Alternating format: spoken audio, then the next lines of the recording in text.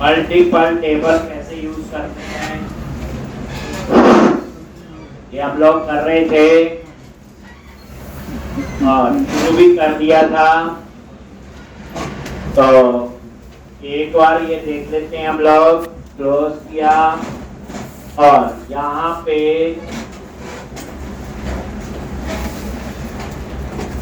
Controller employ controller और ये देख लो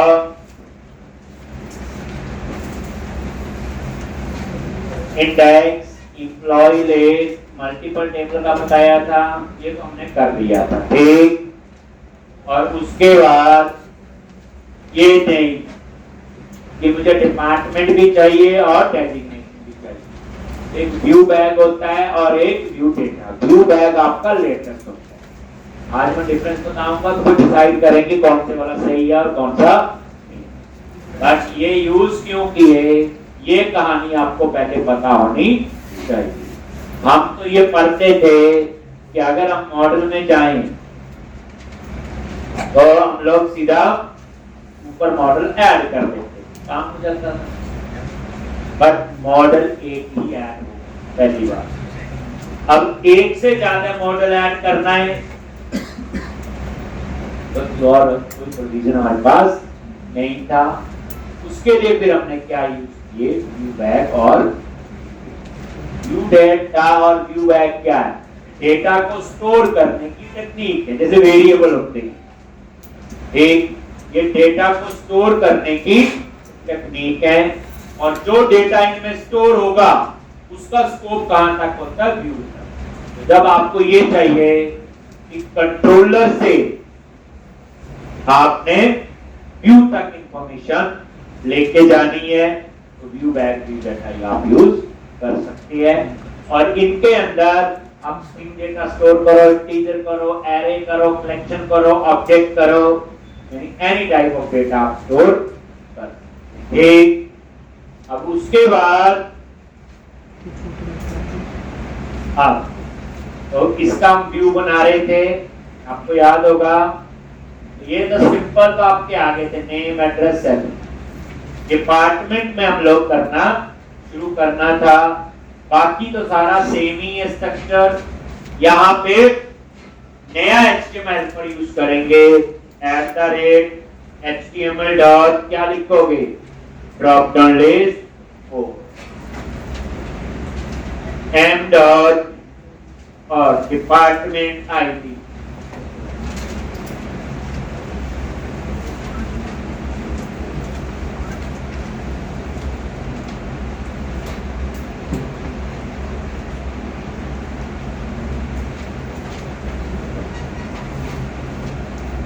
कॉमा और यहां पे न्यू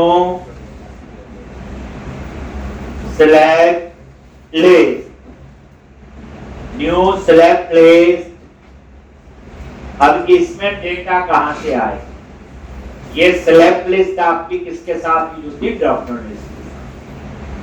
अब यहां डेटा कहां से आएगा, डिपार्टमेंट किसमें स्टोर है, बोलो यही है ना।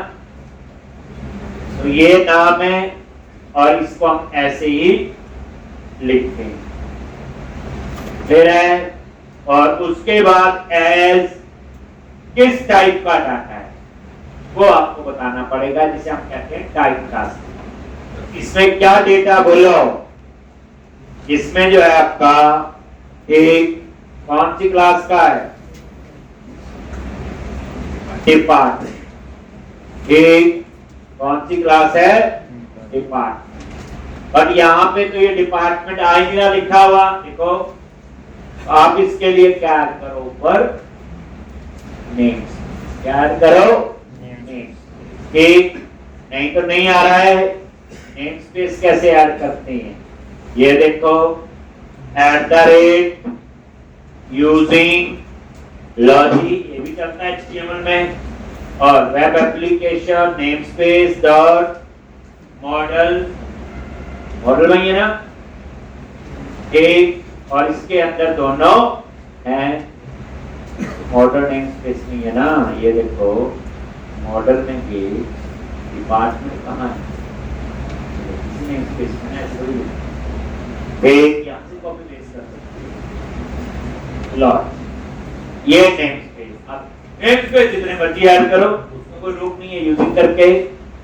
अब आपने क्या करना है, एक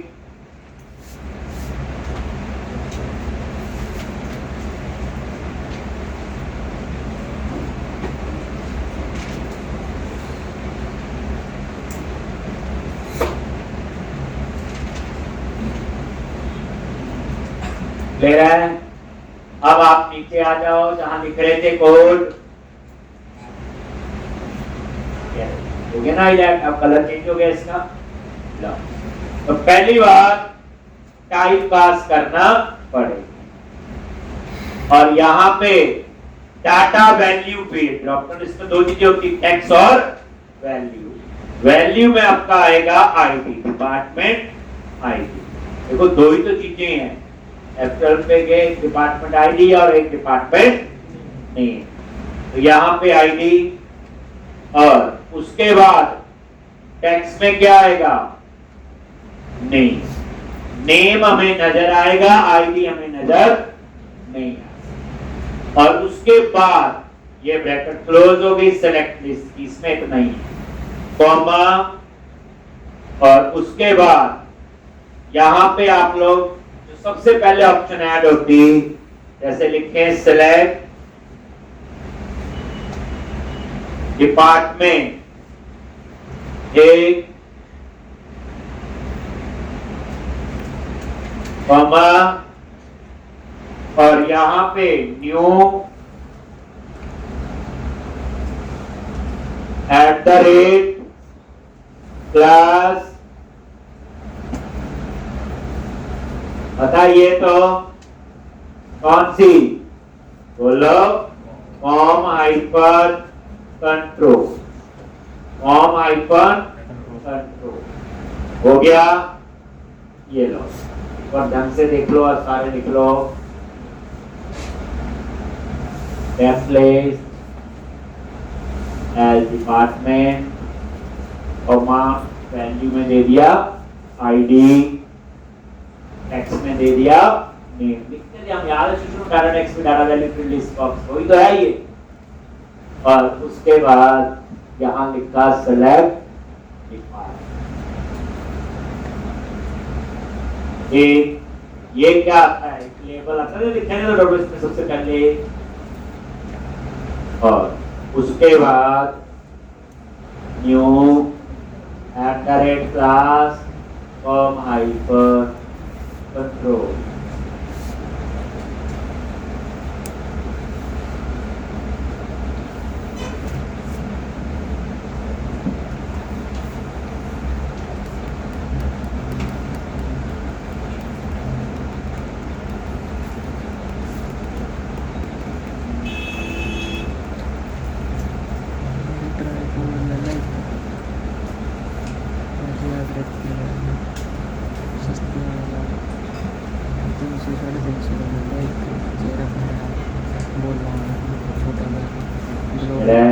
अब आप इसे रन करो।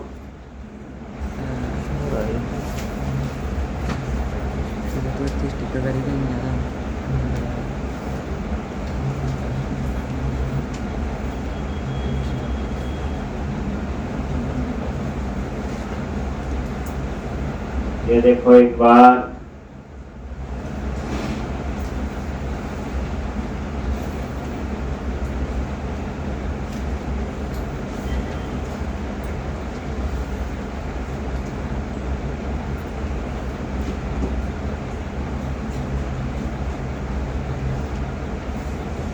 ये देखो एम्प्लॉय लिस्ट और क्रिएट न्यू एम्प्लॉय, यहाँ ये एरर दे रहा है।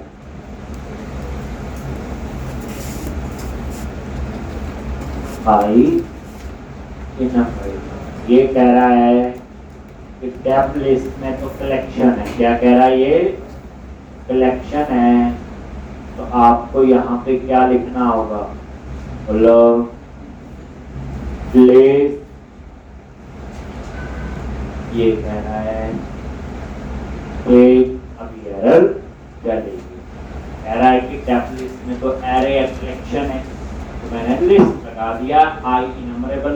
या ले।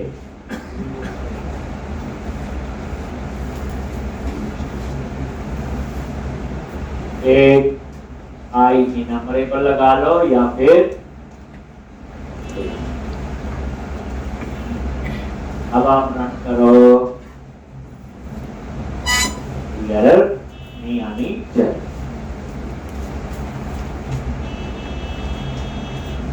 आ गया, लिखा हो ना सिलेक्ट डिपार्टमेंट और ये डिपार्टमेंट समझ आ गया। अब हम लोग डेजिग्नेशन के लिए, लेकिन ये देखो ना डिपार्टमेंट आईडी आ रहा है, ये नहीं अच्छा लग रहा है। क्या आना चाहिए? डिपार्टमेंट लिखा है, तो इसको क्लिक करो। पहले ये समझ आ गया, कहाँ चेंज किया जी, लिख लिया सबने। प्लेस आईडी सेलेक्ट डिपार्टमेंट,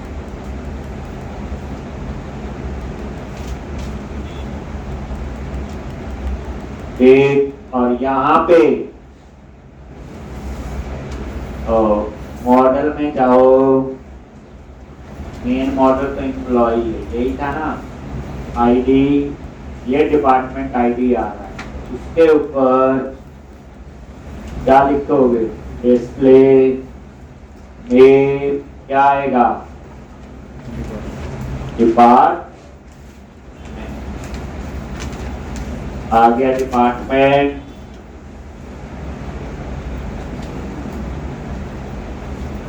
एक, अगर बाद में जरूरत यहाँ भी पड़ेगी, डेजिग्नेशन में भी पड़ेगा पंगा, यहाँ भी डिस्प्ले नेम क्या कर दो? एक ये पता है, देखो हमें डिस्प्ले नेम आता था, कर लिया, इसके लिए माइग्रेशन चलाने की जरूरत नहीं। एक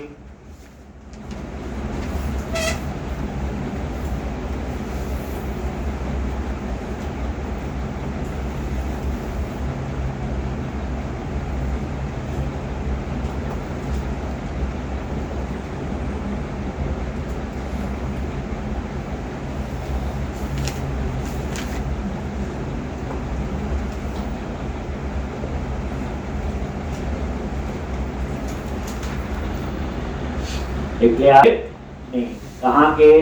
एम्प्लॉई ले रहा है। अब आप इसे रन करोगे तो वहां पे ऑटोमेटिकली डिपार्टमेंट और डेजिग्नेशन आएगा। अब आईडी लिखा नहीं है, याद आ गया? ये लिखा और अब आप इसे रन करो,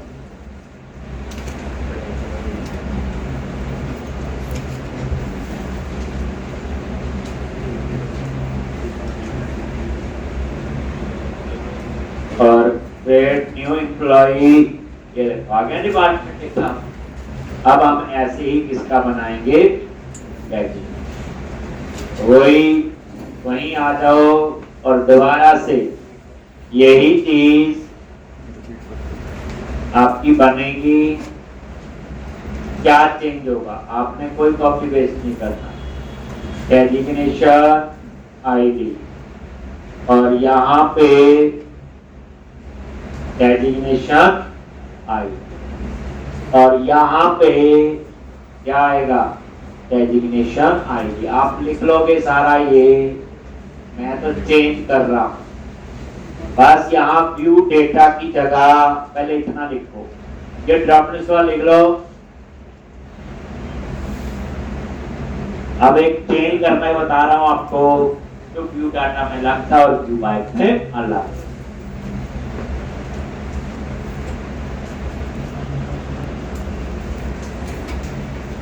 एक और यहाँ पे सेलेक्ट प्लेस और यहाँ पे इस बार ये हम नहीं, यहाँ पे कहां से डाटा आएगा? बोलो, हमने ये बनाई viewback.psg प्लेस और यहाँ लिख दिया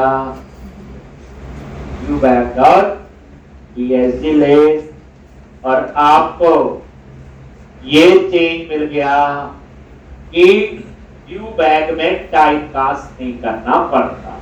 ये वाला लिखा था ना एज लिस्ट, डेजिग्नेशन ये देख लो ऊपर लिखा हुआ नहीं, बस यहाँ टाइप रिसेट मिल गया। व्यू डेटा पुराना है, व्यू बैग नहीं है। व्यू डेटा में आपको टाइप कास्ट करना पड़ता है और व्यू बैग में टाइप कास्ट नहीं करना पड़ता। व्यू बैग जो है बेसिकली डायनामिक प्रॉपर्टीज बनाता है। क्या बनाता है? Dynamic properties. व्यू बैग पे F12 प्रेस करो, ये देखो इसके आगे क्या लिखा हुआ, तो ये आपका डायनामिक प्रॉपर्टीज बनाता है। एक अब डेजिग्नेशन में भी दो ही चीजें हैं, आईडी और नेम। तो वैल्यू में दे दिया आईडी और टेक्स्ट में दे दिया नेम और एज, उसके बाद क्या आएगा बोलो, डेजिग्नेशन। डेजिग्नेशन ऐसे और बाकी वही होगा क्लास तो ये चेंज है सिलेक्ट लिस्ट बस। तो हमें व्यू बैग यूज करना चाहिए इंस्टेड ऑफ व्यू डेटा। दोनों का स्कोप कितना होता है बोलो, कंट्रोलर टू। क्लियर है? तो इस तरह से ये लिख लो आप लोग,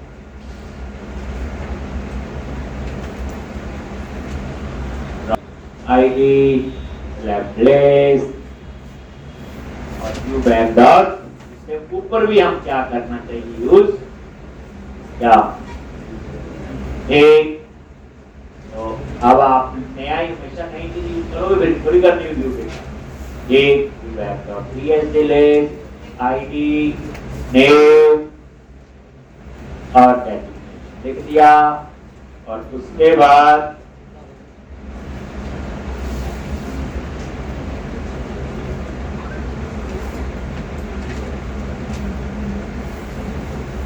क्लियर है?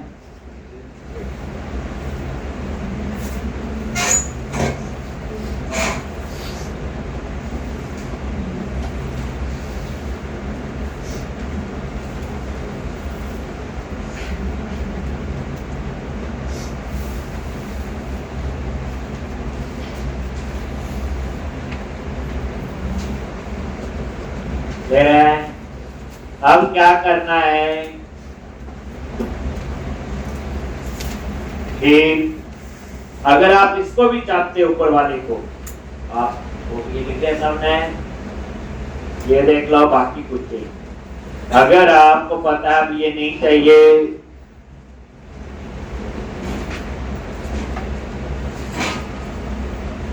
तो यहां पे क्या लिख लो, व्यू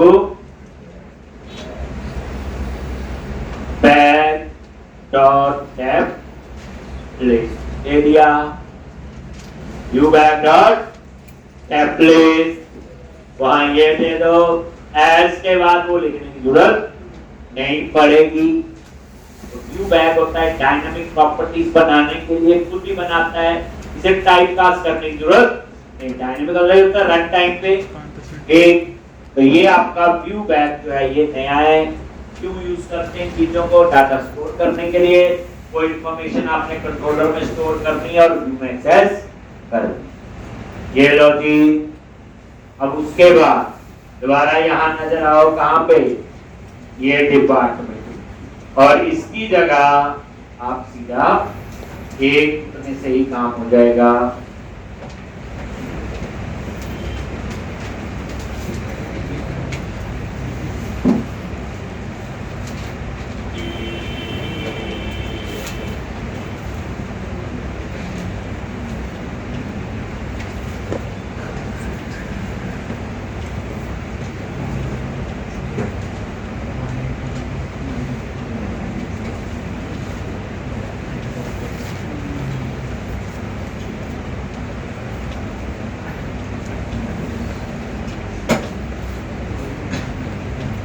आ गया व्यू बैग डॉट ले रहे जी।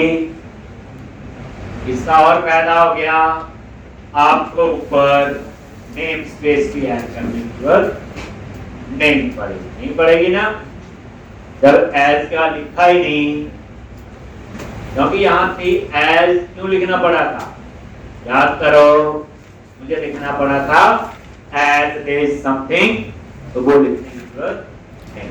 फिर अब आप रन करो, आउटपुट आएगी, चलेगा, ये देखो, रिफ्रेश करो, आगे डेजिग्नेशन। ठीक, अब उसके बाद हम लगाएंगे सबमिट का बटन। देख लो कोई चीज आपको, यानी आपको आज पता चल गया मल्टीपल टेबल और ड्रॉप डाउन लिस्ट कैसे लगाते हैं। ले रहे जी, ये देख लो,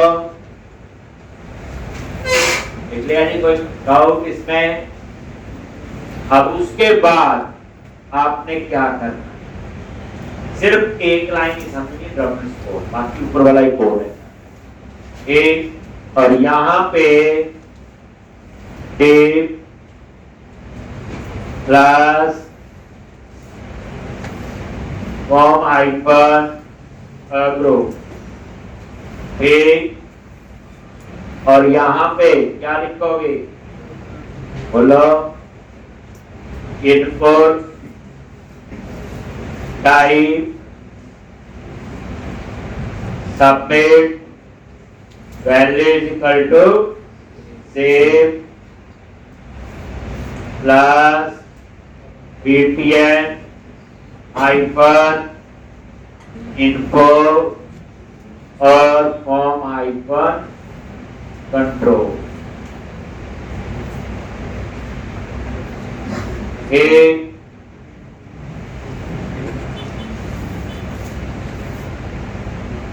तो ये सिंपल सबमिट का बटन, ये देखो क्या वेरे जी,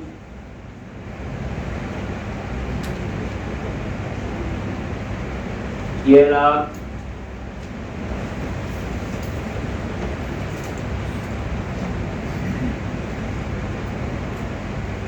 फिर है, अब उसके बाद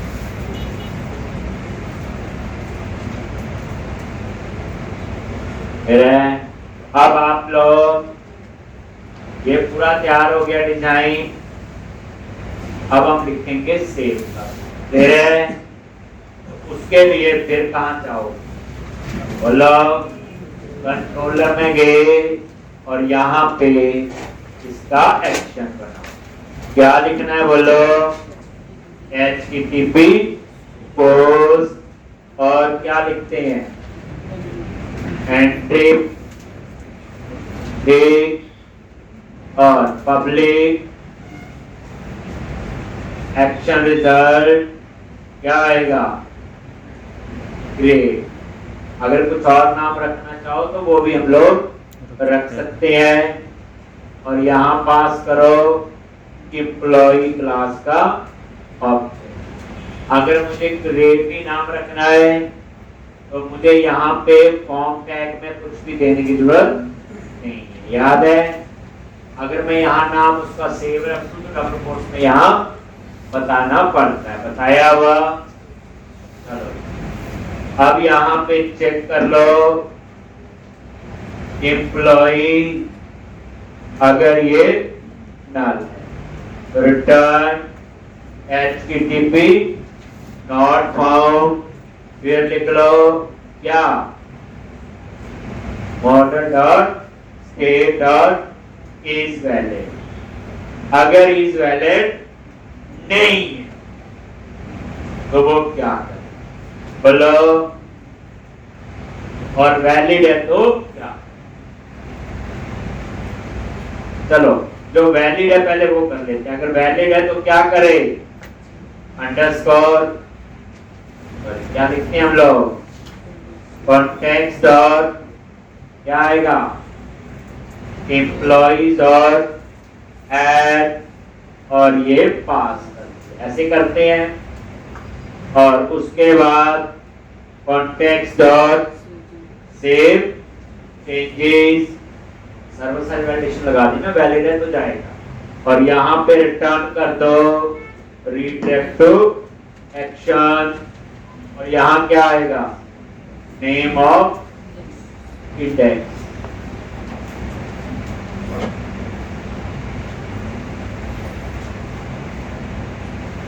नेम ऑफ इंडेक्स। अगर ये वैलिड नहीं है तो नीचे आएगा, एलएसपी लगाने की जरूरत नहीं होती।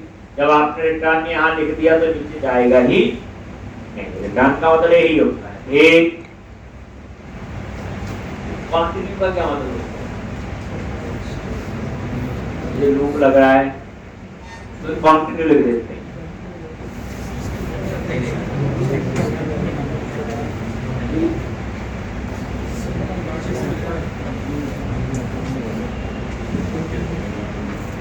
जैसे एक फोर लूप लगा है, लेकिन मैं वैसे एग्जांपल दे रहा हूँ, मेरे को याद आ गया पूछने के लिए, जैसे मान लिया ये लूप लगा है, फिर आपने यहाँ पे कोई कोड लिख दिया, लिखना मत ये तो वैसे बता रहा हूँ। आपने यहाँ कोड लिख दिया और उसके बाद आपने यहाँ पे लिख दिया, फिर उसके बाद कोई कोड आपने आगे का लिख दिया, क्या मतलब होगा?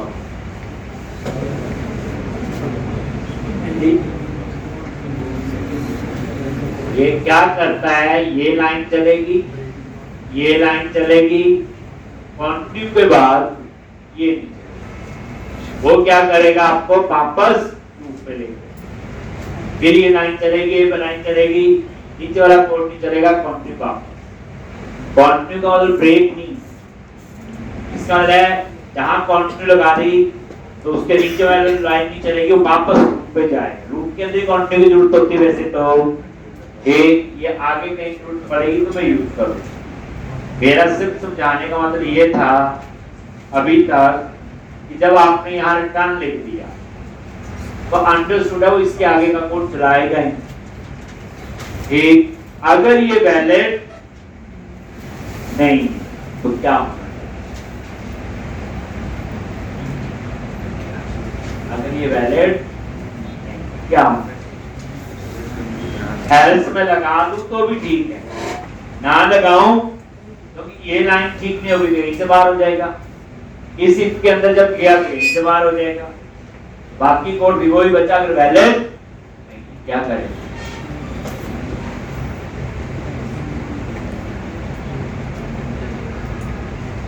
अगर वैलिड नहीं है, जैसा था वैसा तो आना ही चाहिए, आना चाहिए नहीं चाहिए, क्या लिखेंगे, जैसा था ये वाला, जैसा था यही था ना, और यहां पे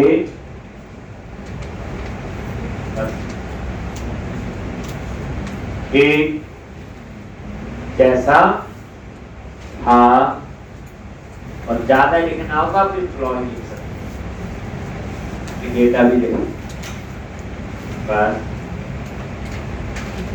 चेक कर लेंगे आप। चलो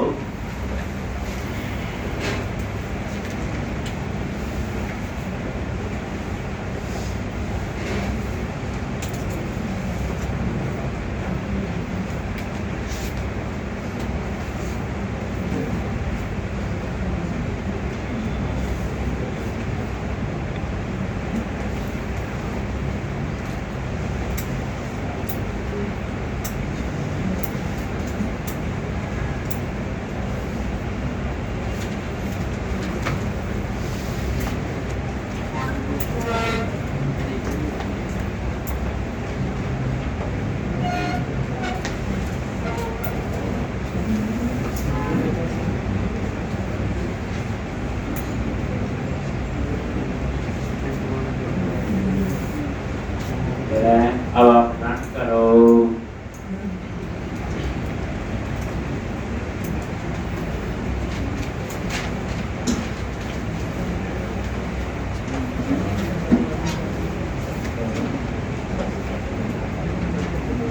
अब यहाँ पे ये आगे एक अगर कुछ नहीं डाला यहाँ आ गए, क्योंकि क्लाइंट साइड वैलिडेशन अभी इनेबल नहीं हुई। और उनको इनेबल करने के लिए क्या लिखना होता, क्या करो, @ सेक्शन और स्क्रिप्ट, और यहाँ पे आपने रेंडर स्क्रिप्ट लिखना होता है।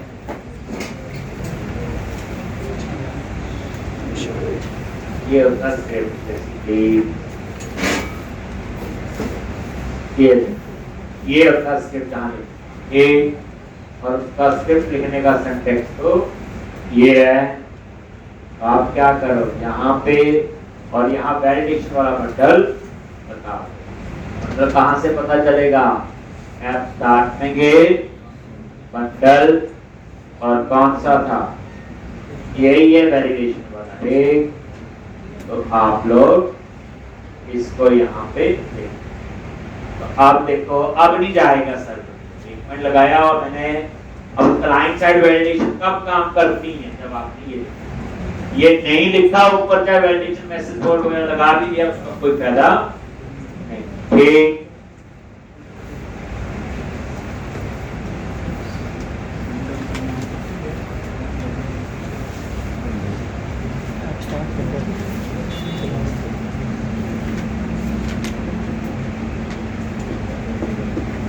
अब आप देखोगे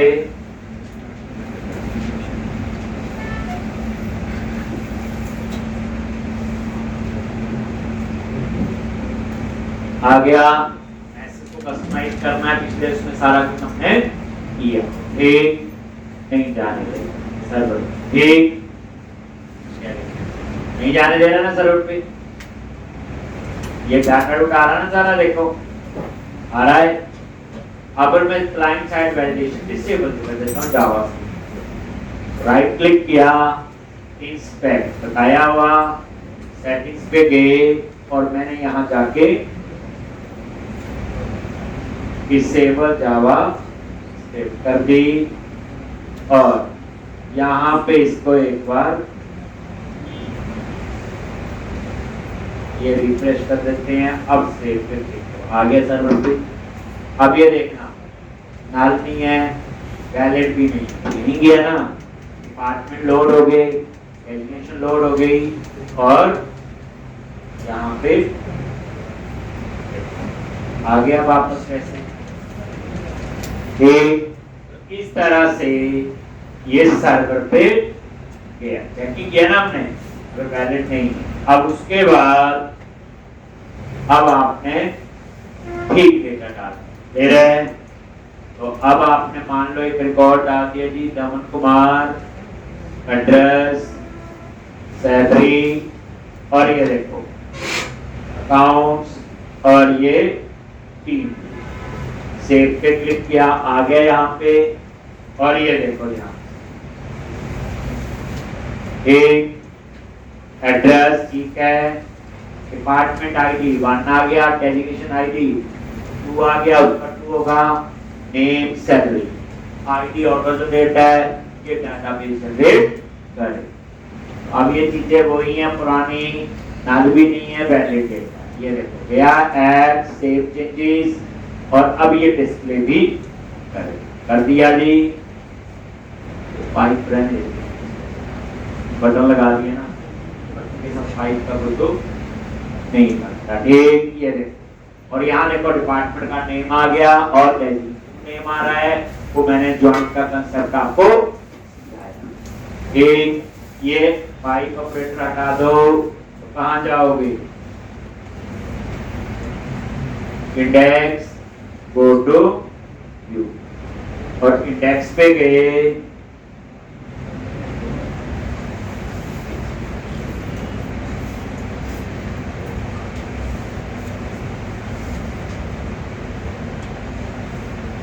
तो ये देखो दे रहे जी। अब एक और रिकॉर्ड डाल लेते हैं, मान लो ये है और यहाँ सेल्स और यहाँ पे टेबलेट और ये सेव। ये सेव तो हो जाएगा, पता ही अब तो हो गया जी। और दो कोड कर दिए पता, डिस्प्ले का भी और सेव। ड्रॉप डाउन लिस्ट कैसे लगाना है, मल्टीपल टेबल से डिपार्टमेंट नेम तभी आ रहे हैं ये एक। अब आ जाओ एडिट, कहाँ पे एडिट पे। अब आप यहाँ पे कंट्रोलर में जाओ, देख लो किसी चौथी बार सेव का कोड लिख रहे हैं, सेव का कोड तो हो गया। अब उसके बाद एडिट क्या लिखेंगे, पब्लिक एक्शन रिजल्ट एडिट और आईडी।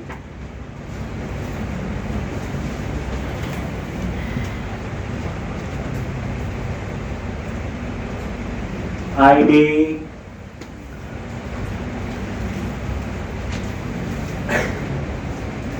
और यहाँ पे क्या लिखोगे, एक वेर फाइंड करेंगे एम्प्लॉय इन डीबी और कॉन्टेक्स्ट डॉट क्या आएगा, एम्प्लॉय डॉट क्या लिखेंगे। देखो मल्टीपल टेबल से डाटा आएगा तो फाइंड नहीं चलता है, तो लगाना पड़ता आपको। अगर आपकी रिक्वायरमेंट है तो डिपार्टमेंट भी चाहिए होंगे, कल को जुड़ है, नहीं है तो फाइंड चल जाएगा। बस डॉट डिफॉल्ट और यहाँ पे वही ई डॉट आईडी, जो आईडी हम लोग पास करें। ये देखो एंड विद सेमीकोलन।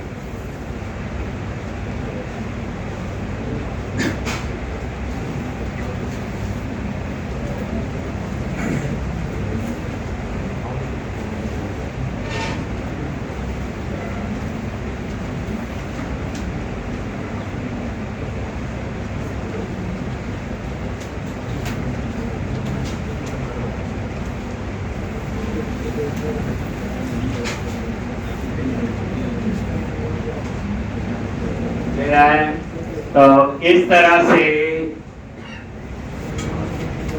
अब आप लोग क्या लिखोगे,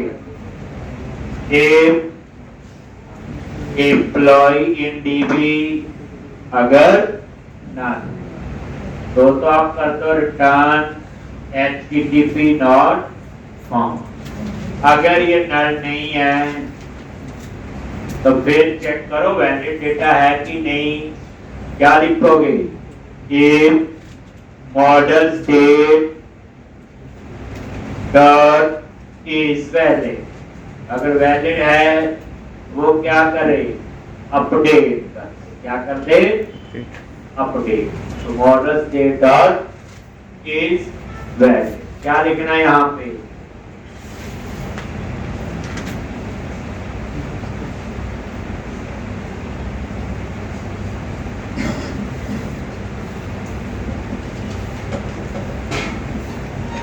मॉडल स्टेट डॉट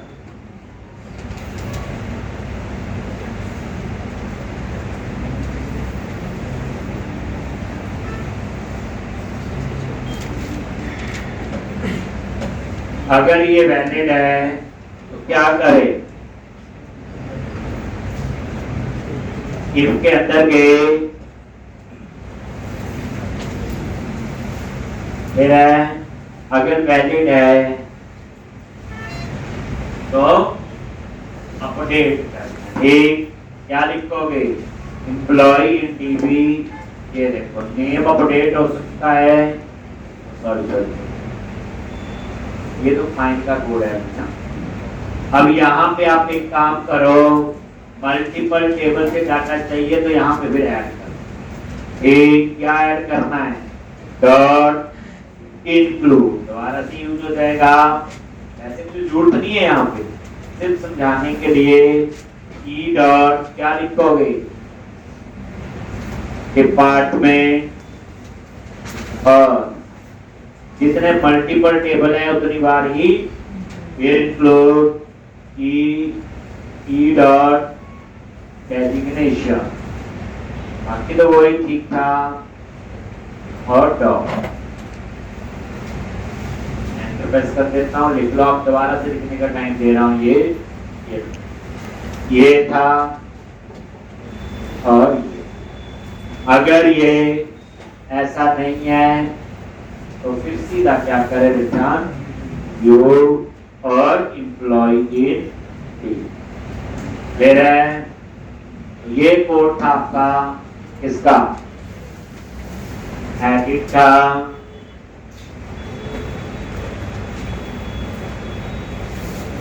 वो हम अपडेट का लिखने पड़ेंगे।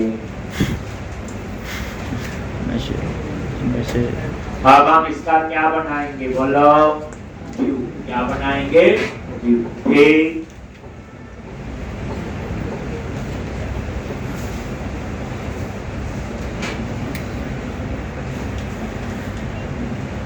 और इस पे राइट क्लिक करके आप इसका व्यू बनाओ। इंक्लूड समझ आ गया, ज्वाइन।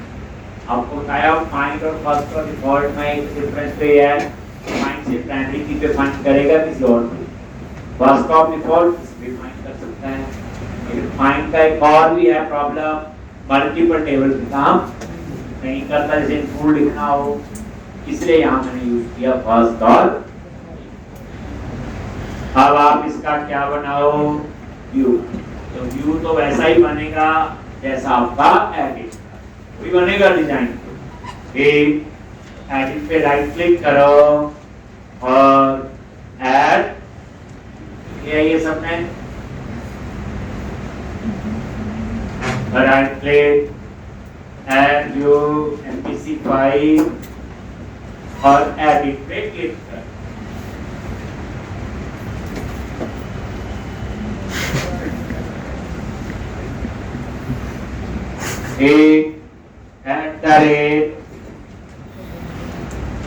क्या लिखते हैं यहाँ पे, एक ही मॉडल, कोई मॉडल डॉट मेन टेबल तो एक ही है, एम्प्लॉय। और यहाँ पे एडिट एम्प्लॉय और क्लास टेक्स्ट हाइफन प्राइमरी और टेक्स्ट हाइफन सेंटर। तो अगर आप इतना रन करोगे, साथ साथ आप डिजाइन भी देख सकते हैं।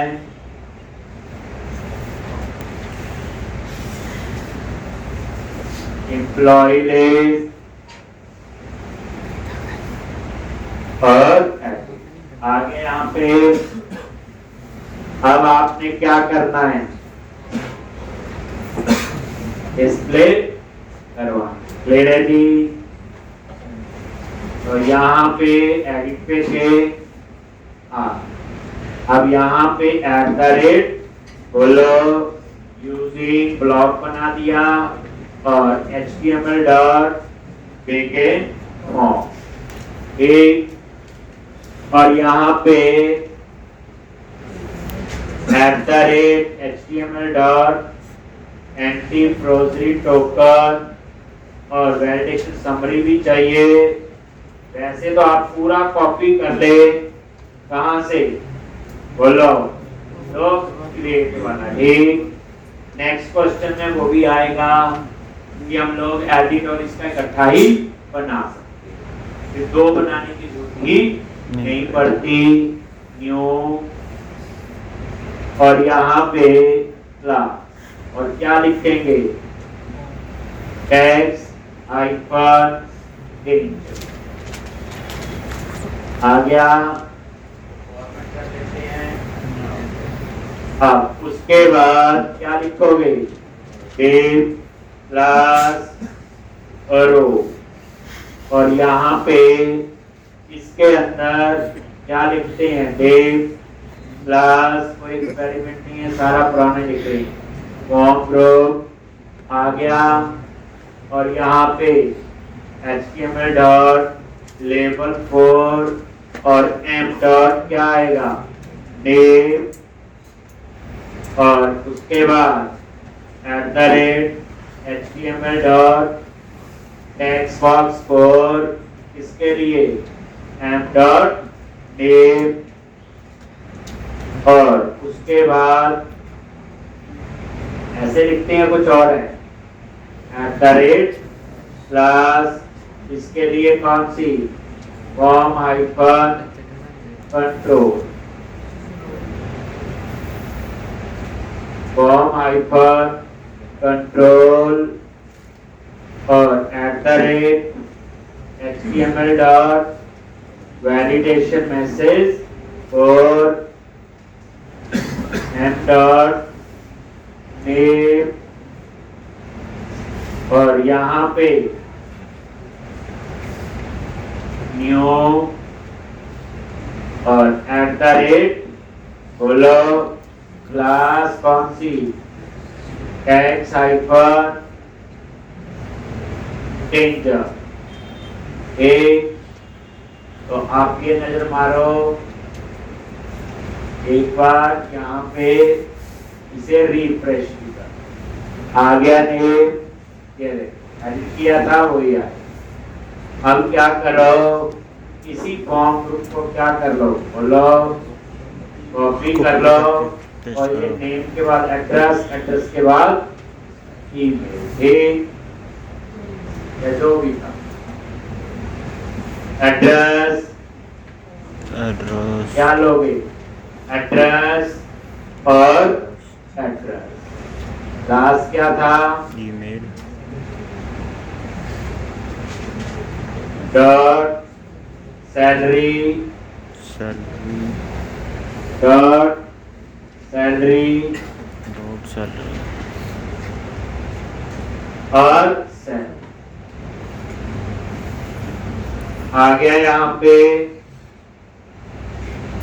और अगर आप यहाँ रिफ्रेश करोगे कोई चेंज नहीं है, तो क्रिएट में था वही है। अब आपका डिपार्टमेंट, डिपार्टमेंट के लिए हम क्या लगाएंगे, बोलो ड्रॉप डाउन से, पुराना भी कर सकते हैं, लेकिन उनमें डेटा भी आना चाहिए। अब क्या करना पड़ेगा, एडिट में जाके कोई व्यू बैग यूज करोगे और यहाँ पे एक्सेस कर लोगे। कहाँ जाओगे, हो गया दोबारा से यूज, कहाँ पे, कंट्रोलर में गए,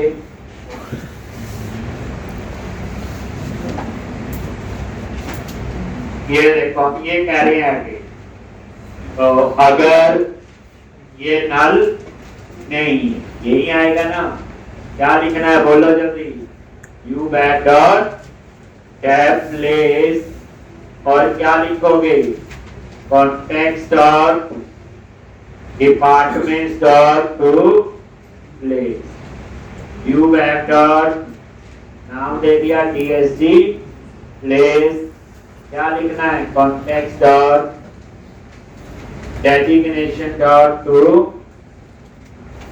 प्लेस।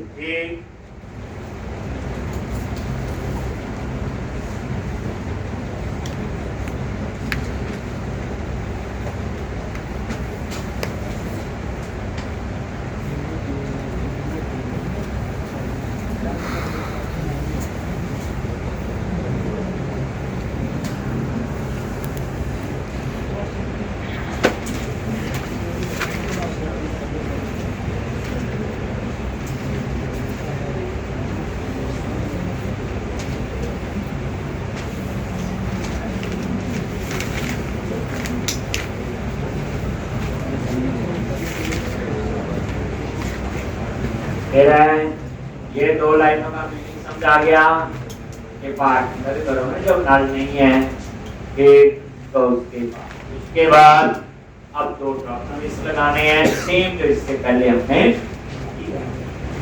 ये लिखे दोनों लाइनें, अब बता दिया डायनामिक प्रॉपर्टी यूज करो व्यू बैक से, एक व्यू डेटा भूल जाओ, एक वो पुराना था, पुराना वर्जन होगा या पहले का हो तो उसमें व्यू बैक मिल सकता है, तो व्यू डेटा हम तो यूज करेंगे view back, view back latest है, और व्यू बैक में हमें टाइप पास करने की जरूरत नहीं पड़ती। तो पूछेगी क्यों, तो कहानी बतानी लॉज, अगर मैं सीधा कल लास्ट लेक्चर बताता कि टाइप पास, हम पता नहीं टाइप पास क्या कह रहा हूँ, करके लिखा, हटाया, फिर उसके बिना भी हमने चलाया।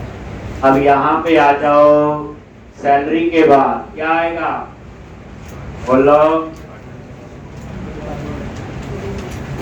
ये लिख लिया आपने, वो आपने नहीं कॉपी पेस्ट करना, भी प्रैक्टिस नहीं है। अब आगे क्या करोगे, एक ऐसा ही होगा, कॉपी पेस्ट, और यहाँ पे डिपार्टमेंट आईडी, और यहाँ पे डिपार्टमेंट आईडी, और यहाँ पे क्या करेंगे, इस सारे की जगह लगाएंगे ड्रॉप डाउन लिस्ट। और मेरे को लगता है कि आप लोग ये सारा काम कर सकते हैं। कल मैं पूछूंगा किस किसने ये कंप्लीट किया, समझ आ गए, तो ड्रॉप डाउन लगने हैं, और नीचे अपडेट का बटन होगा, नीचे वैलिडेशन वाली बटन है, और उधर आपने एडिट का क्या बना लेना हो। कौन इसको कंप्लीट करता है, कल हम आगे इसमें भी करेंगे, बट ट्राई करके आओगे, आसान